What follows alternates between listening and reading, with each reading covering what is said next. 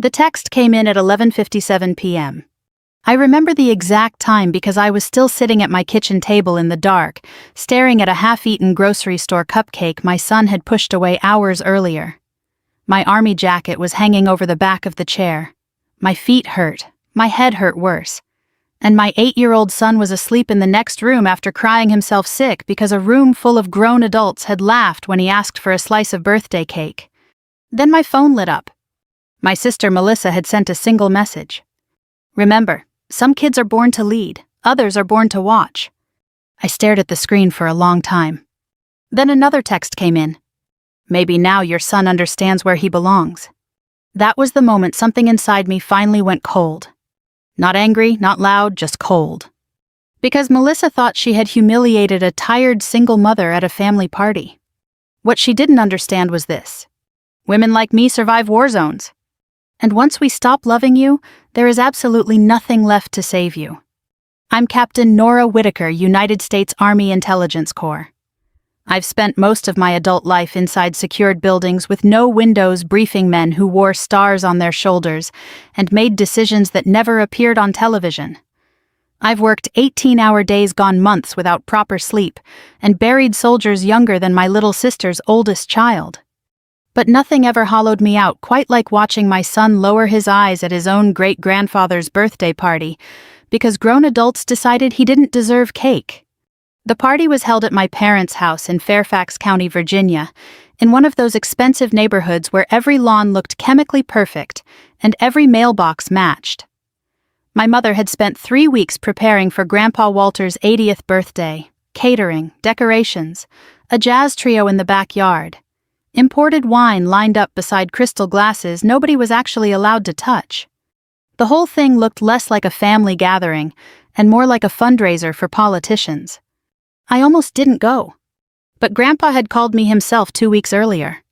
"You coming, Nora?" he'd asked in that gravelly old Marine voice of his. "Yes, sir." "Don't sir me, just bring my great-grandson. The boy tells better stories than the rest of this family combined." That made me smile for the first time in days. So I went. My son Ethan wore a little navy button-down shirt and khaki pants that were slightly too short because he'd grown again. On the drive there, he practiced shaking hands because he took things seriously in a way that sometimes hurt my heart. "Do I call him Great-Grandpa Walter or just Grandpa?" he asked. "You can call him whatever feels right." "What if I mess up?" "You won't." He nodded thoughtfully from the back seat like he was preparing for a diplomatic summit. That's Ethan, sensitive, careful, the kind of child who notices when cashiers look tired. The kind of child my family never understood. The moment we arrived, I saw Melissa through the front window holding court beside the dining table like she owned the property. She was wearing cream-colored silk and enough diamonds to refinance a small country. Her husband Daniel stood nearby with a bourbon glass, laughing too loudly at everything she said. Their children ran through the house screaming while my mother chased after them, smiling like they were royalty. Then Ethan walked in quietly beside me, holding a gift bag with both hands. Nobody noticed him. Melissa noticed me, though. Her smile tightened immediately. "Well," she said loudly, looking me up and down, "look who finally escaped the Pentagon. I work at Fort Belvoir, Melissa." Same depressing government vibe. Daniel laughed. I smiled politely because years in uniform teach you that silence is often the sharpest weapon in the room. My father barely hugged me. He asked one question about gas prices before wandering off toward Melissa's husband. That was normal. In my parents' world, money counted as personality. Meanwhile, Grandpa Walter sat in a leather chair near the fireplace, wrapped in a navy cardigan, looking older than he had at Christmas. But the second Ethan approached him, his face softened. "There's my favorite Whitaker," Grandpa said. Ethan grinned. "You said that last year, too." "Because it's still true. For a while, things almost felt normal. Almost." Ethan sat beside Grandpa listening to old military stories while the rest of the family drank wine outside. I watched from the kitchen doorway holding a paper plate nobody had touched, and for a brief moment I allowed myself to think maybe we'd survive the evening peacefully. Then dessert came out. My mother carried in a 3-tier cake covered in white frosting flowers, imported from some famous bakery in D.C. Everyone gathered around taking pictures before Grandpa blew out the candles. The staff began slicing pieces carefully. But there weren't enough of the top-tier slices for everyone. Melissa immediately took 2 for her children. Daniel grabbed another. My mother set aside pieces for special guests. By the time Ethan quietly stepped forward, only a few slices remained. He looked at the cake, then at me. "Mom," he whispered, "could I try one?" I nodded. "Of course, sweetheart." Ethan smiled shyly toward the table. And that's when Melissa laughed. Not loudly. Worse. Softly. Like she genuinely found him pathetic. "Oh, honey," she said, tilting her head, "those pieces are really only for kids with a future." The room went still. I actually thought I'd misheard her. Ethan froze beside me. Daniel snorted into his drink. One of my cousins muttered Jesus, but nobody corrected her. Nobody. Then my mother gave that uncomfortable little smile she used whenever Melissa crossed a line, but happened to be entertaining while doing it. "Well," she said weakly, "Melissa's just joking." But she wasn't. And everybody knew it. Melissa shrugged casually. "I'm just saying some children are actually going places." Then she looked directly at me. "You can't spoil every kid equally." A few people laughed. I looked at my son. That's the part I'll never forget. Not the insult. Not the silence. Him. His shoulders folded inward so slightly most people wouldn't notice. His little hand loosened around the paper napkin he was holding.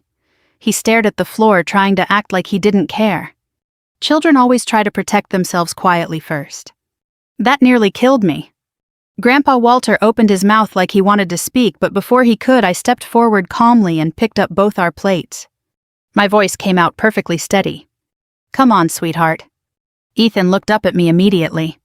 "Okay, Mom." No tears. No scene. That somehow made it worse for everybody watching. We walked through the house while conversations awkwardly restarted behind us. Nobody stopped us. Nobody apologized. As I reached the front door, Grandpa called my name softly. "Nora." I turned. He looked devastated. But he still hadn't said anything when it mattered. I gave him a small nod anyway. Then Ethan and I left. The drive home was silent except for the windshield wipers. Rain had started falling halfway down Route 50, blurring the lights into long streaks across the glass. About 20 minutes into the drive, Ethan finally spoke. "Mom?" "Yes." What did Aunt Melissa mean? My throat tightened so hard I could barely breathe. I kept my eyes on the road. She was wrong. But why did everybody laugh? That question hurt worse. I pulled into a gas station parking lot because suddenly I couldn't see clearly anymore. Ethan sat quietly in the back seat, waiting for an answer he deserved, but shouldn't have needed. I turned around slowly. "Listen to me," I said. "Some people think money decides who matters. They're wrong. Your future isn't decided by people sitting around a birthday cake." He looked down at his hands. "Okay. But children remember humiliation differently than adults. Adults replay words. Children replay feelings." And I knew this night would stay with him for years. When we got home, I warmed up leftover macaroni and cut a cupcake in half from the grocery store near our apartment. Ethan took 2 bites and said he wasn't hungry anymore. An hour later, he fell asleep with the bedroom lamp still on. Then came the texts, and by midnight, sitting alone in that dark kitchen, I realized something terrifying. I wasn't heartbroken anymore. I was done. I barely slept that night. Around 3 in the morning, I gave up pretending and walked into the kitchen wearing old army sweatpants and one of Ethan's elementary school fundraiser t-shirts. The apartment was silent except for the hum of the refrigerator and the occasional sound of tires hissing across wet pavement outside. Melissa's text still sat glowing on my phone screen. "Maybe your son should learn early not to expect things he didn't earn." I must have reread that message 20 times before finally placing the phone face down on the counter. Not because it hurt. Because it explained everything. People always think cruelty arrives as screaming or violence. But in families like mine, cruelty wore pearls. It smiled during holidays. It brought expensive wine and asked polite questions before quietly deciding which child deserved love and which one didn't. And somehow my sister had become very good at it. By 6 a.m., I was already making coffee when Ethan wandered into the kitchen, rubbing his eyes. His hair stuck up in 6 different directions. "You're awake early," I said gently. "So are you." "Fair point." He climbed onto the stool beside the counter while I slid pancakes onto a plate. For a few minutes, neither of us mentioned the party. That was another thing Ethan had inherited from me. When something hurt deeply enough, we both became quieter instead of louder. Finally, he asked, "Can I still make Grandpa a birthday card?" The question nearly broke me. "Of course you can." He nodded and started eating while I watched the early morning light creep across our tiny apartment kitchen. The place wasn't impressive. 2 bedrooms, old cabinets, heating system that rattled every winter. But it was clean, safe, peaceful. Everything my childhood home never truly was. I grew up less than 40 minutes from where I live now, but emotionally it may as well have been another country. Melissa and I were only 3 years apart, yet my parents treated us like we belonged to entirely different bloodlines. Melissa was the golden child from the beginning. Beautiful, charismatic, the kind of girl teachers described as sparkling. She learned early that charm could erase consequences. By high school, she had perfected the art of smiling while destroying people. Meanwhile, I was serious, quiet, too blunt for my mother's liking. "You always look angry," she used to tell me. I'm thinking, well, stop. Men don't like women who look intimidating. I was 14 the first time I realized my mother genuinely believed a woman's greatest achievement was being admired in a room. Melissa understood that game instinctively. I never did. By 17, she was dating wealthy college boys and practicing signatures with imagined married last names, while I spent afternoons at the local recruiting office asking questions about military intelligence programs. My father almost laughed himself sick when I announced I was joining the Army. "The Army," he repeated. "Nora's smart girls become lawyers or doctors. I want to serve." "You want to run away," Melissa corrected from across the dinner table. She said it lightly, but there was satisfaction underneath it. Because she already understood something I hadn't yet fully accepted. In our family, leaving was treated like betrayal, and independence in a woman was viewed almost as an insult. The night before basic training, my mother stood in my bedroom doorway watching me fold clothes into a duffel bag.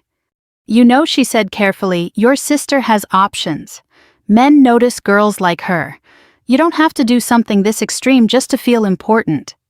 I still remember the silence after that sentence. I wanted her to take it back. She never did. So I left. And for the first time in my life, I breathed properly. The Army didn't care whether I smiled enough. It didn't care about designer handbags or country club memberships or whether men found me charming at dinner parties. It cared whether I could think under pressure, whether I could lead, whether people trusted me when things went bad. Turns out I was very good at those things. By 32, I was an intelligence officer with multiple commendations and overseas deployments most civilians would never hear about. Men twice my age listened when I spoke during briefings. I learned how to stay calm while everyone else panicked. Melissa hated that. Not openly at first. At first, she pretended my career was adorable. "Oh my God," she'd say at parties, laughing with her wine glass in hand, "Nora does all that secret spy stuff." Like I was playing dress-up instead of serving my country. Then came my marriage. His name was David Mercer, Air Force logistics officer, smart, funny, patient in ways I didn't yet understand I would desperately need. For a while we were good together. Then deployments happened. Stress happened. Distance happened. And somewhere along the way we stopped speaking the same emotional language. But what finally destroyed us wasn't war. It was exhaustion. The year Ethan turned 4, David looked at me across our kitchen table one night and said quietly, "I don't think we know how to be married anymore." And the worst part? I think both of us already knew he was right. The divorce itself wasn't ugly, just sad. 2 tired people slowly surrendering. Melissa, however, treated it like confirmation of a lifelong theory.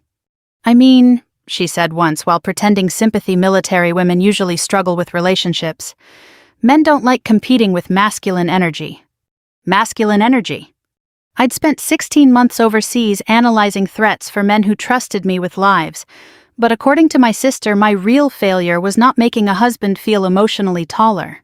After the divorce, Ethan and I moved into the apartment near Fort Belvoir. Smaller life, smaller budget, simpler routines. But honestly, we were happier there than I had ever been growing up. Our Friday nights involved frozen pizza and old movies under blankets. Ethan liked helping me polish boots before inspections. Sometimes he saluted me dramatically while carrying cereal bowls to the sink. "You are relieved of kitchen duty, Captain Mom." I'd laugh every single time. That child carried more kindness in his little finger than most adults I knew, which is why what happened at Grandpa's birthday hurt so much. Not because Melissa insulted me, because she aimed it at him. Late that afternoon, my phone rang while I was folding laundry. "Grandpa." For a second, I considered letting it go to voicemail. Instead, I answered, "Hi, Grandpa." A long silence followed. Then he sighed heavily. I should have stopped her. I sat down slowly on the edge of the couch. "Yes," I said quietly, "you should have." Another silence. "I'm sorry, Nora." Hearing that nearly undid me more than the actual insult. Because Grandpa Walter rarely apologized for anything. I kept thinking somebody else would say something he admitted. But nobody did. Number. I stared across the apartment toward Ethan's bedroom where soft music drifted through the cracked door. Then Grandpa's voice lowered. "You know what bothered me most?" "What?" The boy still said thank you before he left. My eyes closed instantly. Of course he had. That's who Ethan was. Grandpa cleared his throat roughly. "You raised him right." Emotion climbed into my chest so suddenly I couldn't speak for a moment. Finally, I whispered, "Sometimes I wonder if I'm enough for him." "You are," Grandpa said immediately. "You're the only one in this family who understands what matters." I almost cried then. Almost. But years in uniform teach you how to swallow emotion before it reaches your face. After we hung up, I stood by the window watching evening settle over the parking lot outside. Families moved through ordinary routines under yellow streetlights. Somewhere nearby, somebody was grilling dinner. I could smell charcoal drifting through the open crack in the kitchen window. And for the first time since the party, I allowed myself to admit something dangerous.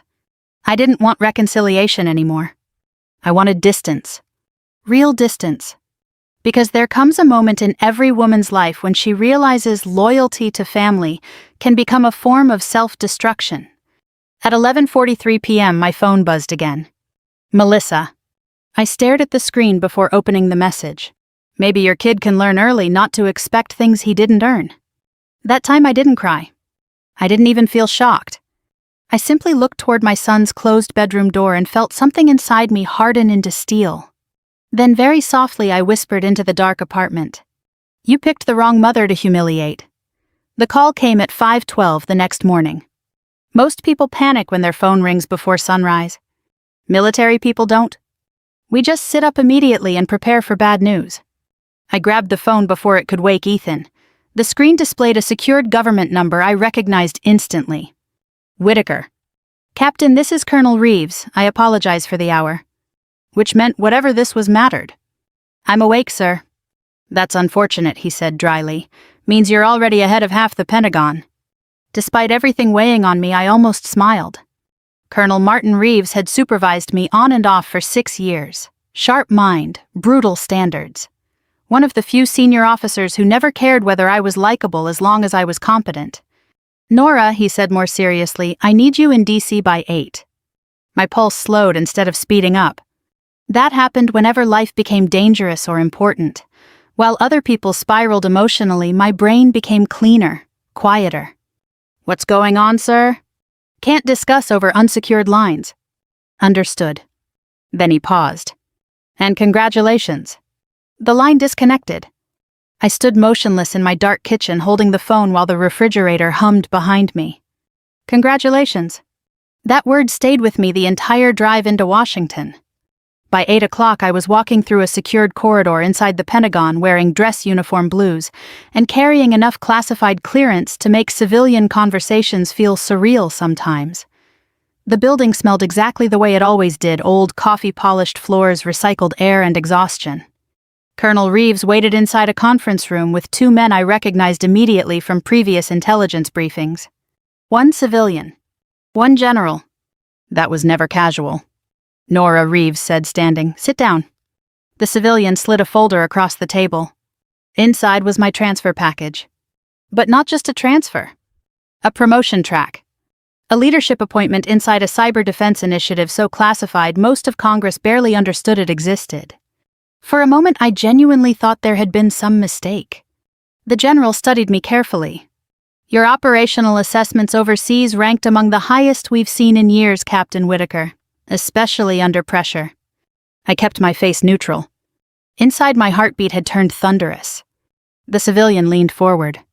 "We need officers who are difficult to intimidate." That almost made me laugh considering the previous 48 hours of my life. The meeting lasted nearly 2 hours. New responsibilities, expanded authority, security briefings, non-disclosure agreements thick enough to stop bullets. By the end of it, my career had quietly shifted onto an entirely different trajectory. Nobody in my family would ever understand the significance of that room. To them, success only counted if it came with a yacht or appeared on Instagram. The irony was almost funny. Because while Melissa spent years performing wealth, I had been building actual security. Not just through the army. Through work nobody in my family even knew existed. 3 years earlier, after noticing serious vulnerabilities in civilian infrastructure systems during overseas operations, I began consulting privately for defense contractors during approved off-duty periods. Risk analysis, cybersecurity protocols, infrastructure resilience. Boring words for very expensive problems. The company stayed intentionally small, quiet, efficient. And profitable. Very profitable. Not flashy money profitable. Real money profitable. Enough that Ethan's college education was already secured. Enough that I could leave the military tomorrow and never panic financially again. Enough that I no longer checked grocery prices before placing things in my cart. But I never discussed any of it publicly. Partly because confidentiality mattered. Mostly because I'd spent my entire life learning something important. People who desperately need others to see their success are usually terrified underneath. Melissa posted photographs of handbags. I built contingency plans. After the Pentagon meeting ended, I stepped outside into cold February air and finally checked my personal phone. 3 missed calls from my mother. 1 voicemail. I already knew the tone before listening. "Nora," my mother said tightly, "your sister feels terrible about what happened. I think perhaps you overreacted by leaving so abruptly." I actually stopped walking. Overreacted. Not Melissa humiliating a child publicly. Not a room full of adults saying nothing. Me leaving quietly. That was apparently the problem. I deleted the voicemail halfway through. Then another notification appeared. An email from the Fairfax Advanced Science Academy. For a second I frowned in confusion before opening it. Halfway through the first paragraph I sat down hard on a concrete bench outside the Pentagon. Ethan had been accepted. Not just accepted. Selected for a military-sponsored STEM enrichment initiative with fewer than 30 openings statewide. I read the email twice just to make sure exhaustion wasn't scrambling my vision. My son. The little boy Melissa had dismissed as futureless over birthday cake. He'd just earned admission into one of the most competitive academic programs in Virginia. A laugh escaped me before I could stop it. Not loud. Not joyful exactly.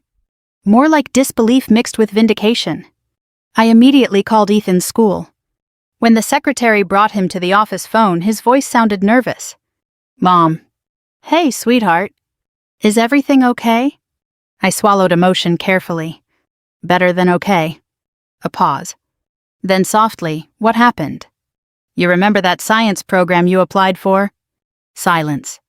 Then a tiny intake of breath. "I didn't get in." "Yes," I said, smiling despite myself. "You did." For 3 full seconds he said absolutely nothing.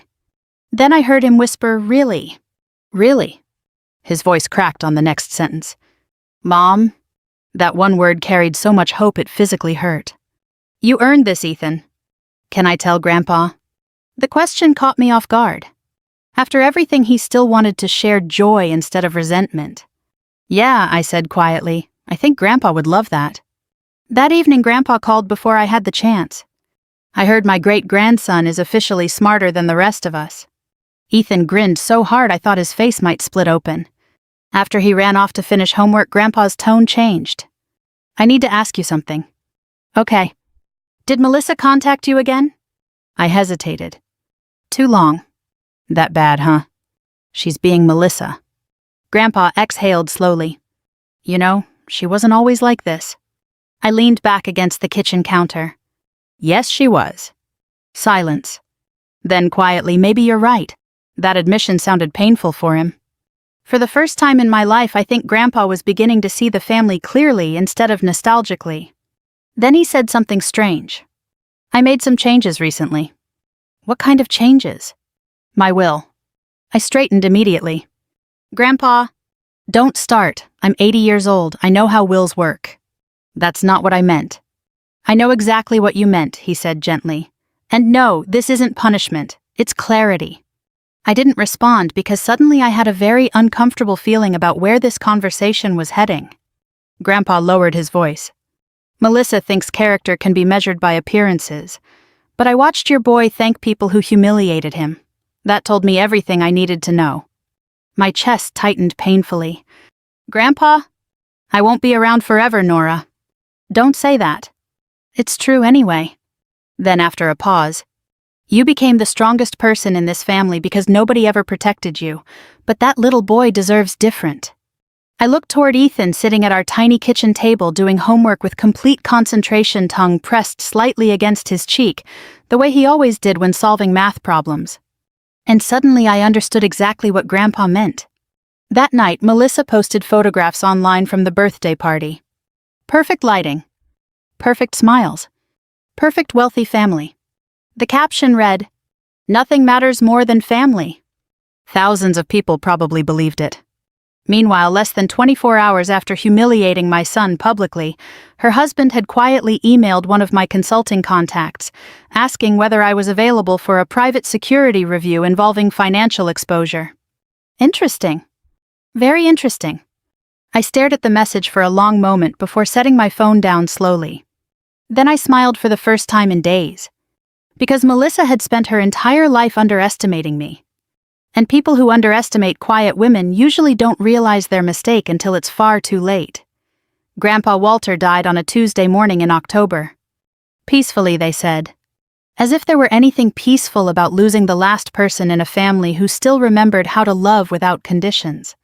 I got the call while reviewing intelligence reports inside a secured office in Arlington. One of my analysts was speaking when my phone vibrated against the conference table. The moment I saw my mother's name, something inside me already knew. I stepped into the hallway before answering. He's gone, my mother whispered. For a second, I couldn't hear anything except the distant hum of fluorescent lights overhead. When? About 20 minutes ago. I leaned against the wall slowly. My grandfather had survived Korea, cancer twice, heart surgery, 3 decades of marriage to a woman he adored before losing her too early. He'd always felt indestructible to me in the stubborn way old soldiers sometimes do. And now he was simply gone. The funeral took place 4 days later beneath a gray Virginia sky heavy with cold rain. Military honors had been arranged quietly at Grandpa's request. Most of the extended family seemed surprised by that. I wasn't. Grandpa never spoke much about Korea, but I once caught him standing alone in his garage staring at an old folded flag for nearly 20 minutes without moving. Some wars never completely release people. Ethan stood beside me outside the chapel wearing a black suit and tiny dark tie that kept sliding crooked no matter how many times I fixed it. He looked older lately. Not sad exactly. More observant. Children become observant after humiliation. Melissa arrived 10 minutes late in a black designer dress with enormous sunglasses and the expression of someone attending an important networking event instead of a funeral. Daniel walked beside her, looking noticeably thinner than the last time I'd seen him. Interesting again. My mother immediately rushed toward Melissa while barely acknowledging me.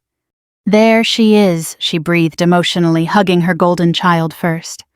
I almost smiled at the predictability. Then Melissa noticed my uniform. Dress blues. Rows of ribbons. Officer insignia. Her eyes narrowed slightly. Well, she said lightly somebody came prepared for a photo opportunity. I looked at her calmly. It's a military funeral. Yes, but you do enjoy dramatic entrances. Before I could answer, a voice behind us said sharply, Captain Whitaker? Melissa turned. Two senior officers approached across the wet pavement, one of them a brigadier general I had briefed 3 months earlier during a cybersecurity coordination meeting. The general extended his hand immediately. "My condolences about your grandfather." "Thank you, sir." He glanced toward Ethan. "And this must be the future engineer I've heard about." Ethan straightened instinctively. "Yes, sir." The general smiled. "Your mother speaks highly of you." Melissa's face changed almost imperceptibly. Confusion first, then calculation. Because suddenly she was realizing something uncomfortable. Important people treated me like I mattered. More officers arrived during the next 20 minutes.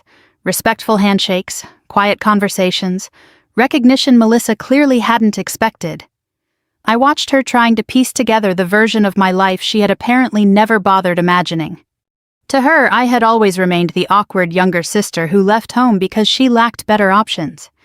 Not a woman trusted with national security briefings. Not someone powerful men listened to carefully. The service itself was beautiful in the restrained way military funerals often are. No unnecessary theatrics, just dignity. When the folded flag was handed to me instead of my mother, the room shifted subtly. Melissa noticed. Everybody did. Grandpa had requested it personally in writing. I saw my mother blink in surprise as the officer knelt before me. On behalf of a grateful nation. My throat tightened instantly. Beside me, Ethan reached quietly for my hand. After the burial, the family gathered at my parents' house for the will reading. Rain hammered softly against the windows, while relatives filled the living room balancing coffee cups and grief that already felt partly performative. Melissa sat closest to the attorney with the confidence of someone expecting confirmation rather than uncertainty. Daniel looked exhausted. The attorney Harold Bennett adjusted his glasses and opened the folder slowly. "As you all know," he began, "Walter Whitaker updated his estate documents 7 months ago." Melissa smiled faintly. Of course she did. Everyone assumed the house would go to her. Maybe additional investments too. Melissa had spent years acting like inheritance was simply delayed recognition of superiority. Then Mr. Bennett continued reading. And the room changed. "The primary trust and majority estate holdings," he said carefully, "will transfer into an educational and financial trust for Ethan Whitaker." Silence. Complete silence. I actually thought I'd misunderstood. Melissa stared blankly. "I'm sorry," she said, finally laughing once in disbelief. "For who?" The attorney looked up. "For Nora Whitaker's son." The temperature in the room seemed to drop instantly. My mother looked horrified. Daniel slowly lowered his eyes into his lap like a man watching disaster arrive exactly on schedule. Melissa's voice sharpened. "That has to be temporary language." "It is not. There's no way my grandfather left everything to a child." Mr. Bennett remained perfectly calm. "Not everything. Certain personal distributions remain allocated individually.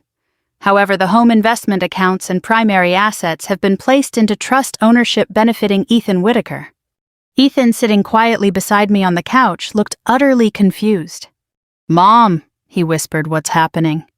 I squeezed his hand gently. "It's okay." Melissa stood abruptly.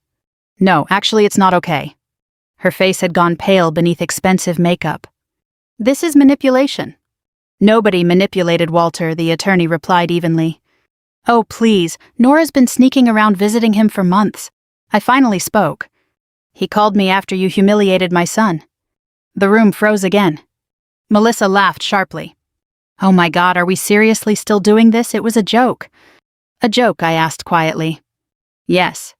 You told an 8-year-old he didn't deserve cake because he had no future." "It wasn't literal." "No," I said, "it was worse." Melissa opened her mouth again, but Mr. Bennett interrupted. "There's more." He removed a small flash drive from the folder. "Walter specifically requested this recording be played if the estate distribution caused dispute." Melissa scoffed dramatically. "This is insane." But nobody stopped the attorney as he connected the drive to the television. A moment later, Grandpa appeared on screen seated in his favorite leather chair wearing the navy cardigan he always loved. He looked tired, but very clear-eyed. "If you're watching this," he began, "then I'm dead, and Melissa is probably angry." A few relatives shifted uncomfortably. Grandpa continued calmly. I spent most of my life believing blood automatically made people family. I was wrong. Melissa's expression tightened. Then Grandpa said the sentence nobody in that room would ever forget. The night I watched my great-grandson denied birthday cake while grown adults laughed, I realized kindness had skipped an entire generation of this family. Absolute silence swallowed the room. My mother started crying softly. Melissa looked stunned. Grandpa looked directly into the camera. Ethan thanked people before leaving that house after being humiliated. That told me more about his character than 20 years of polished appearances ever told me about the rest of you. Melissa suddenly exploded. This is unbelievable. But Grandpa's recorded voice continued over her. Nora spent her life protecting people, while this family treated her like a disappointment because she didn't marry wealth. Meanwhile, the only person raising a decent child was the daughter you all underestimated. Daniel closed his eyes. I think that was the exact moment his marriage finally died. Then Grandpa finished quietly. If you're angry about my decision, ask yourselves why an old man trusted a little boy more than his own adult family. The screen went black. Nobody moved. Nobody spoke. Melissa stood trembling in the center of the room while years of carefully maintained superiority collapsed around her piece by piece. And for the first time in my entire life, my sister looked small. 3 months after the funeral, Melissa's life began falling apart publicly. Not all at once. Lives like hers rarely collapse dramatically in a single moment. They crack slowly beneath the weight of appearances people can no longer afford to maintain. First came the whispers. Then the rumors. Then Daniel quietly moved out of their house. I heard about the separation from my mother during a short, painfully awkward phone call one Sunday afternoon. She's under a lot of stress, my mother said carefully. I stood in my kitchen stirring soup while Ethan worked on homework nearby. I imagine she is. You don't sound surprised. Because I wasn't. Men like Daniel usually tolerate cruelty only while the outside world keeps rewarding it. Once financial pressure entered the picture, Melissa's constant need for control probably became unbearable. The truth finally surfaced 2 weeks later. Daniel's investment firm had been under federal investigation for months before Grandpa's birthday party. Nothing criminal on his part personally, but enough financial exposure to destroy the illusion of effortless wealth they'd spent years displaying online. The expensive vacations slowed. The charity gala photographs disappeared. So did many of the friends who used to crowd around Melissa at parties. Funny how quickly admiration evaporates when the champagne stops flowing. Meanwhile, Ethan thrived. That was the part Melissa never could have predicted. Because people like her assume humiliation permanently weakens children. Sometimes it does the opposite. The STEM Academy transformed him within months. He became more confident, more curious. He started building little robotics projects across our apartment until wires and tiny tools covered half the dining table. One evening I came home from work to find him wearing safety goggles while dismantling an old toaster. Should I be concerned, I asked. Probably a little, he admitted. I laughed harder than I had in years. Life settled into something peaceful after that. Not perfect. Just honest. I spent my days balancing Pentagon responsibilities with motherhood and consulting work. Ethan spent his evenings telling me about coding competitions while stealing pieces of garlic bread directly from the pan before dinner.